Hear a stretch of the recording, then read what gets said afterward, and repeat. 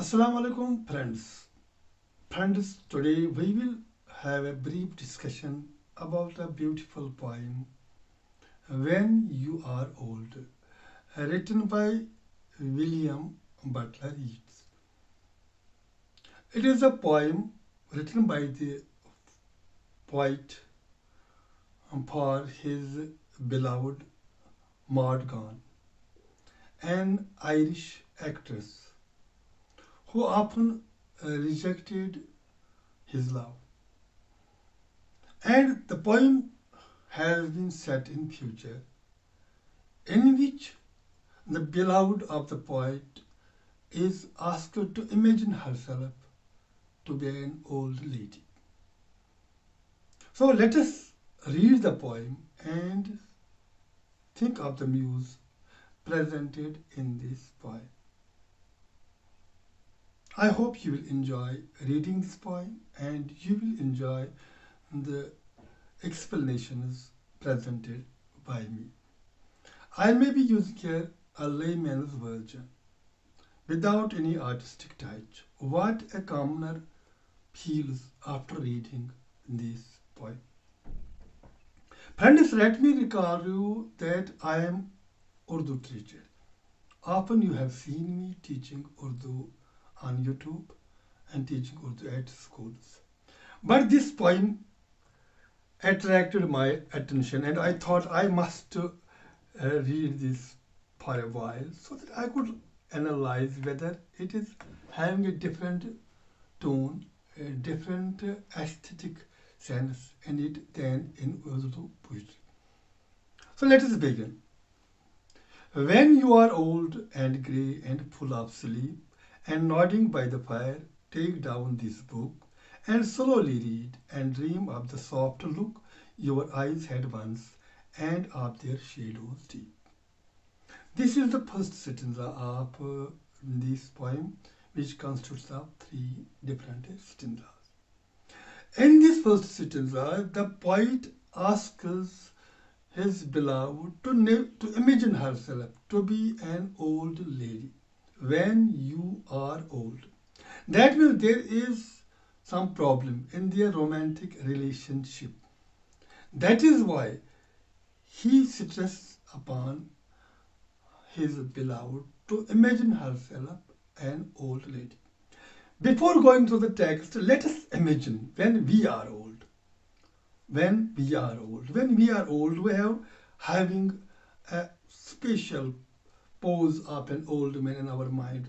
An old man, our grandfather, the grandfather in the neighborhood. If somebody is a girl, she would be imagining of the old lady in the neighborhood or the grandma. The picture in her or in his mind would be coming an old person having wrinkled face, wrinkles on the forehead, or dry skin, okay, sleepy eyes, and no energy left in the body. This is the image of the old people when they get old.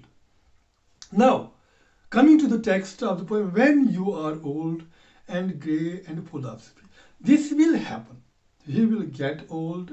Your hair that are this time beautiful, golden, they will turn grey. Your eyes that are gleaming this time, having brightness in them, they are beautiful, they will get full of sleep. Now imagine, when you are old, a time will come when you will get old. Okay? Your hair will get whitish and your eyes will be full of sleep. There will be no charm left in them. One thing, you imagine that one day will come, you will be old. Second thing, you will have a flashback. Often we have flashback in our past lives. Let us project ourselves in future.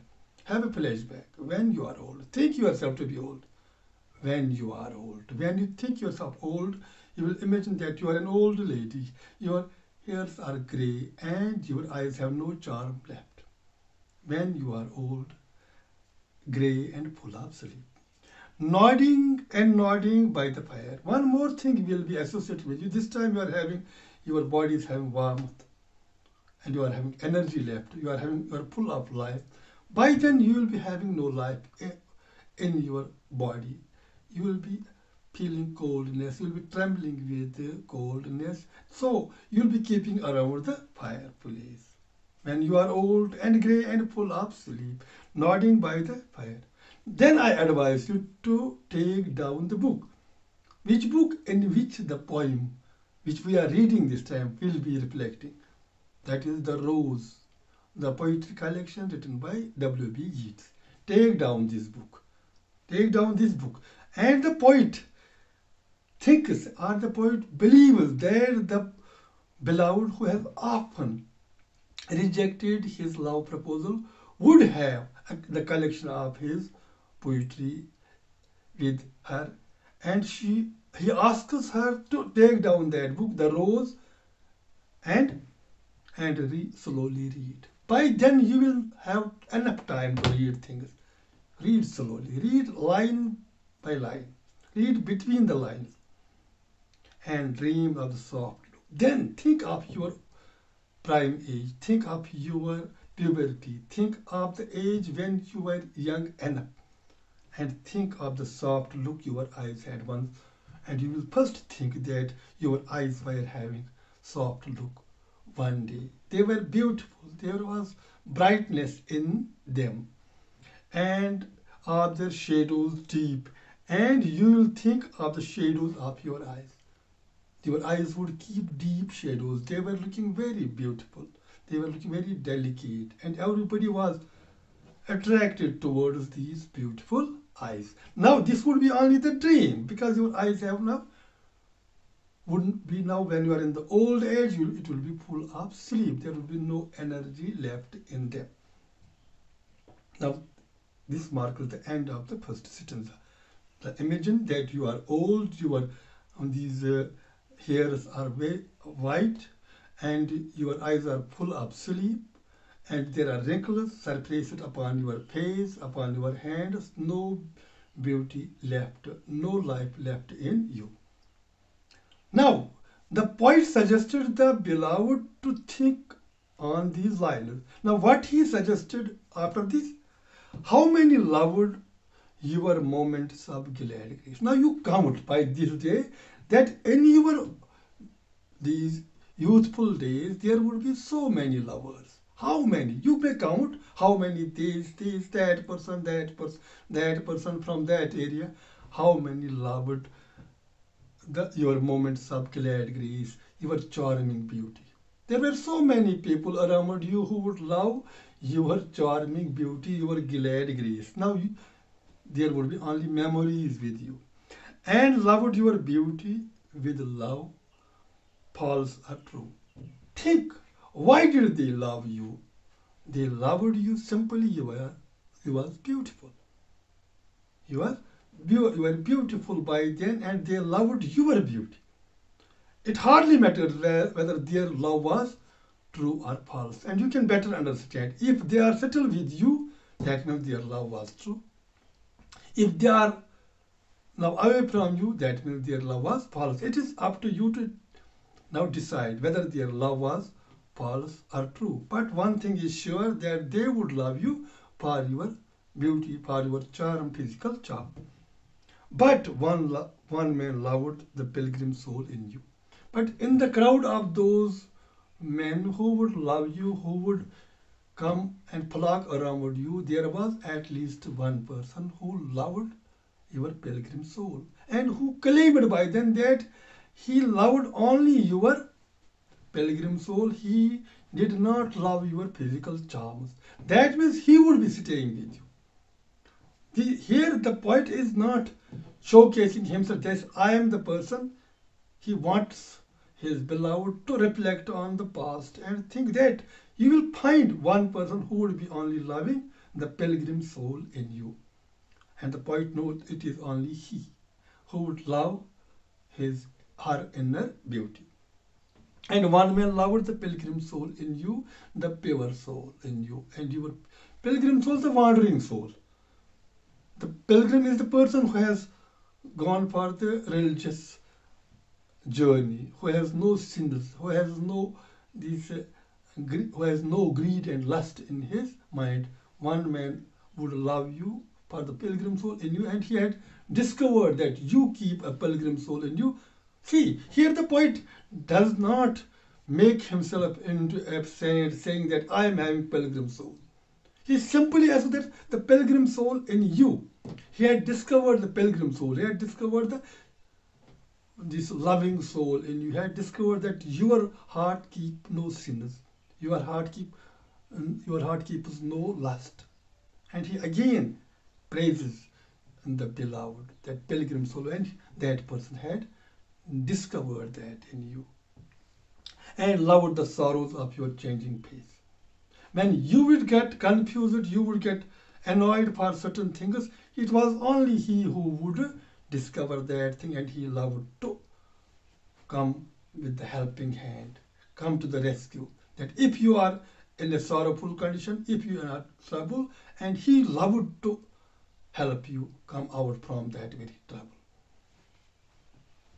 So you can now recover all those memories where you find so many lovers, rather where you found so many lovers, and in the old age you will find that they are no way there. But the man who had loved the changing pace, the wrinkles, the sorrows on your changing pace, maybe he would be around you.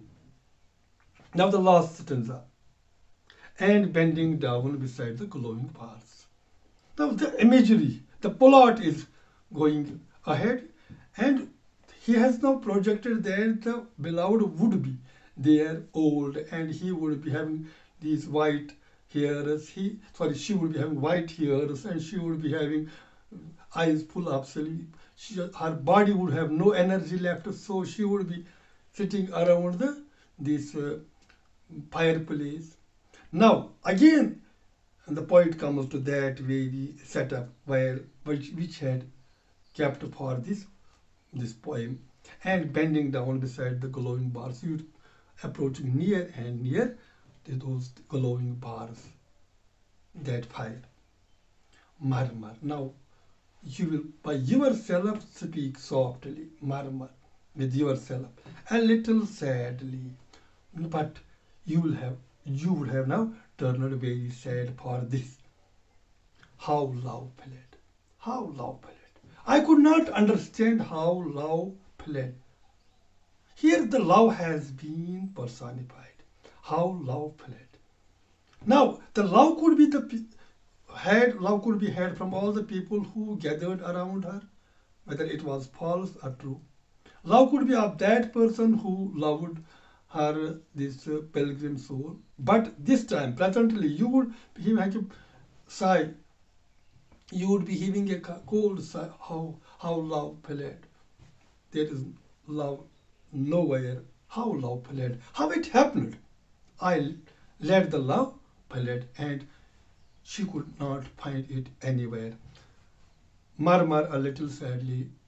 She would be thinking a little sadly, rather you would be, the poem is addressed to the Morgan, you will be speaking to yourself a little sadly, you will be very sad by now for your past, the approach, you would have now regrets only, how love fled, you will be now annoyed, and because you had let the love to fly away, and pace it upon the mountains overhead, and you would find it out now nowhere. You may think that the love had now paced upon the mountains. There are mountains, love had gone past them and hid his face amid a crowd of stars.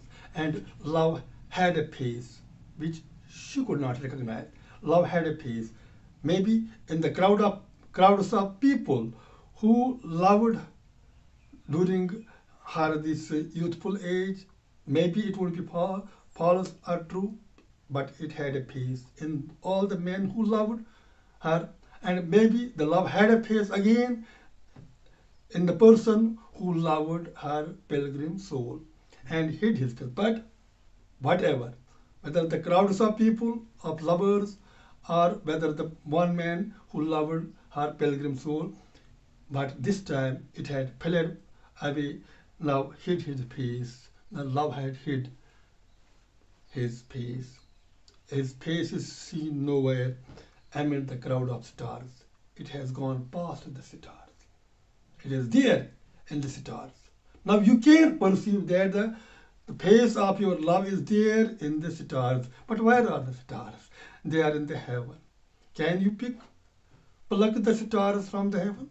No way. That means there is no return to this process. See the beauty of this poem. The beloved is still young, but the poet asks her to reflect on her mind for some time that you are old. This time you are not understanding my love. What if you understand it in the old age? There will be no backward flight by then. You can regret only. But think this time of your old age, if you lost the opportunity by now. In your old age you will regret, but by then your love will be nowhere. It will be in the stars, and nobody has ever plucked a star from the heaven, though it is there. So the poet has beautifully said this poem, and he has made a successful campaign to make his beloved understand his love. So friends, I have tried my way to analyze this poem. So there are so many poetic devices in it. You may find metaphors. For example, for the charming beauty, glad grace. And again, alliteration, repetition of initial sound in the consecutive words, where glad grace, hid his face, alliteration. There is imagery, bending down beside the glowing bars or nodding by the fire. Imagery is created. Words are painted in a way that we are visualizing them.